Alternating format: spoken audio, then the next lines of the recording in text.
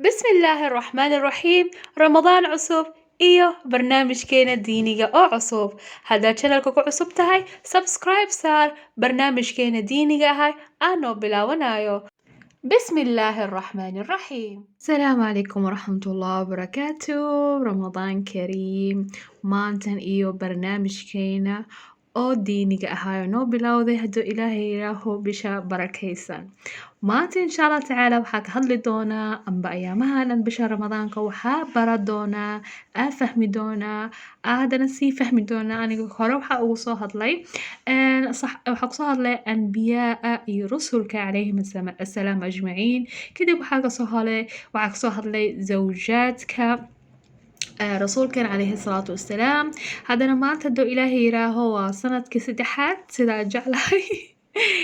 oo ka hadli doono hadduu ilaahay yiraaho ilaahayna soo wada celiya inaan haddana fahano barano barnaamijkeena diiniga ahay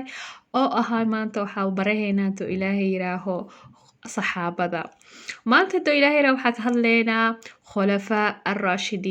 khulafaa arraashidiina maanta bara doonaa hadduu ilaahay yiraaho waxaa naga rabaa inaan fahano waxa laga wado khulafaa arraashidiin iyo alcashara mubashiriina biljanna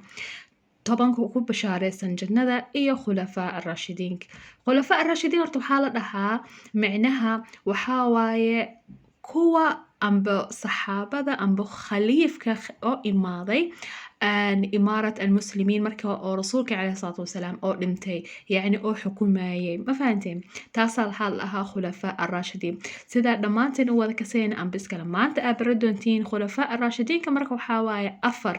waaye marka rasuulka calayhi salaatu wasalaam ay qaadeen xilka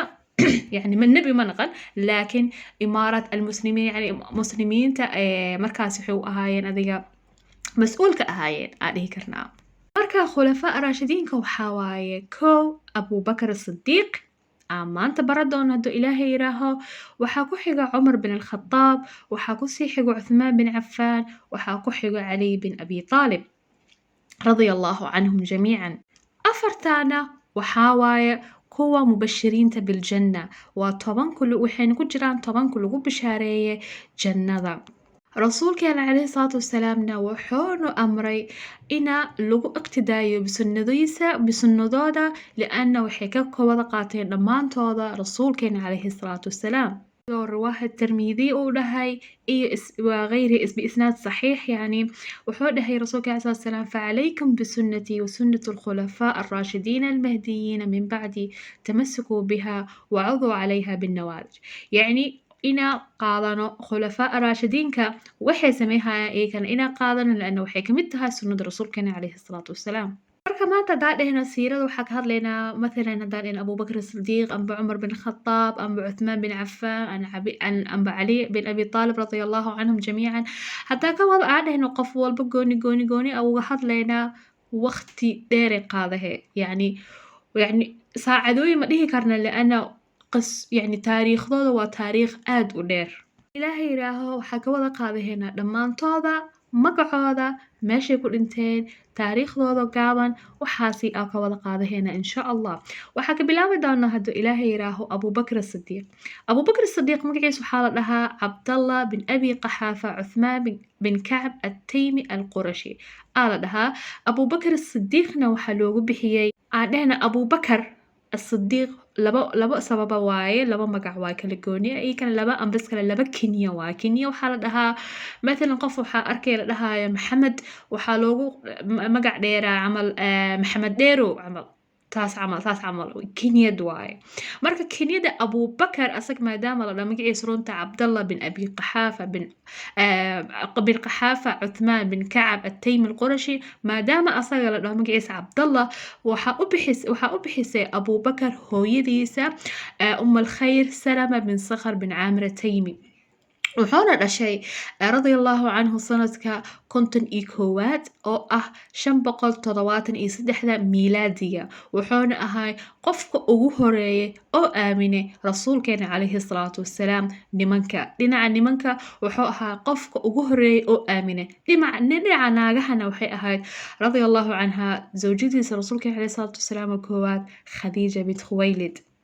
magaca kaleeto abubakar maadaamay hooyadiisa u bixisay kenyadaasi as-sidiiq waxaa loogu bixiyey liannahu sadaqa rasuulkeena calayhi salaatu wasalaam oo aaminay fii khabarkii israa iyo micraaj sida dhammaanteen u wada naqaano aa kasoo wada hadlay maalinta israa iyo micraajka waa kasoo wada hadlay fiidiyoasheeda kunaqda hal sano ka hor iyo ramadaankii oo horeed kan kii ka horeeyey 2 sano ka hor insha allah tacaala aragtiin waa arkaysiin waa kasoo hadlay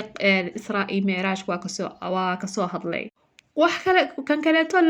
loogu bixiyo sadiiqna waxaa waaye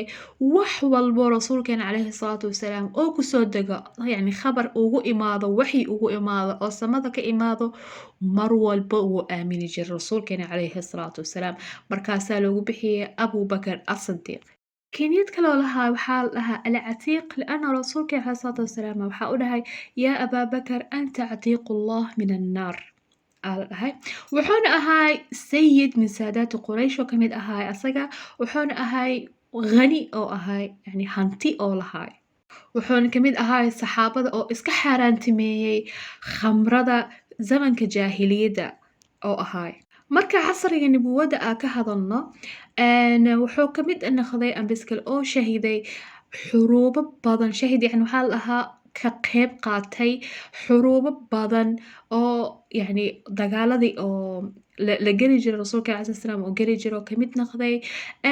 markaasi wuxuu bixi jiray maalkiisa mar walbana wuxuu ahaa rafiiqa rasuulkeena calayhi salaatu wasalaam saaxiibka ugu dhow oo ahaa oo rasuulkeena calayhi salaatu wasalaam markuu rasuulka calayhi salaatu wasalaam oo xanuunsado aad u xanuunsado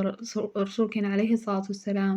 waxaa lagu baayacay khilaafada markuu dhintay rasuulkeena calayhi salaatu wasalaam maalinta 11aad oo hijriyada markaasoo la dagaali jiray kuwa murtadiinta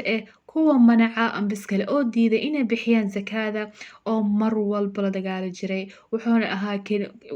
shayga koowaad oo mar walba korka dhigi jiray waxay ahayd kalimatul islaam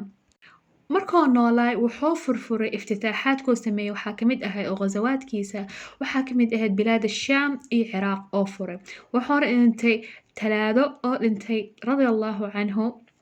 jamaad al-aakhir oo dhintay asagoo jiro 63 sano asagoo jiro oo dhintay muddada khilaafadiisa ma dheereen waxay ahayd 2 sano iyo 3 bilood iyo bar amba 2 sano iyo 3 bilood wallahu aclam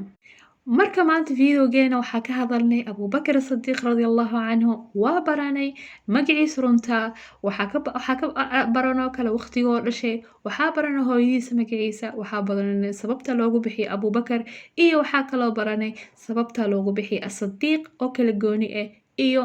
inuu lahaa kenyad kale oo ah al-catiiq iyo sababta loogu bixiyay hadduu ilaahay yiraaho insha allah tacaala britain waxaa ka hadli doonaa khaliifada ku xiga hadduu ilaahay yiraaho videoga hadduu kusoo gaaro ha aamusin sii sheergaree asxaabta lasii sheergaree ay comment aa qabtidna hoos kusoo qor inaa wada ajraysan insha allah tacaala mar walbana ducadayn markaa duceysaysiin afka igu haaya anigana sidoo kale insha allah dhammaantiin waan jeclahay wassalaamu calaykum waraxmatullahi wabarakaatu كم حسنت daawashadaada quruxda badan jazaaka allah khair sida hore ugu socdo channelka ka ilaalin subscribe like share assalamu alaykum